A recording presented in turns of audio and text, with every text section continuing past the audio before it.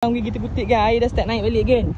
Ni geng kerang, baru kita nak tunjuk kan. Kita ingat kenapa air keruh, rupanya air naik kan. Air naik kan, kena cepat kan. Sekilo pun tak dapat lagi ni. Aduh, baru nak tunjuk kerang kan. Kerang fresh. Air pula naik. Kita ingat kenapanya keruh air tiba-tiba. Air naik pula kan. Dah cantik dah, selut tak apa dalam. Senang lah nampak kerang. Tiba-tiba air naik kan. Air naik dengan pantai kan. Baru setengah jam kan kita turun. Okey kan, kita simpan dulu handphone kita. Sekejap kita sambung kan. Kita nak fokus cari dulu. Sementara air tak sampai dekat darat lagi. Oh ni kan kerang kan. Allahuakbar.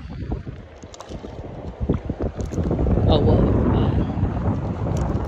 Air tak apa-apa terik kan. Sempat ke kita cari sikit kan. Kita target tadi sebenarnya 2 kilo kan. Semua 1 kilo bawa balik. Ni tak sampai lagi 1 kilo kan. Okey, kita cari dulu kan. Okey, mantap.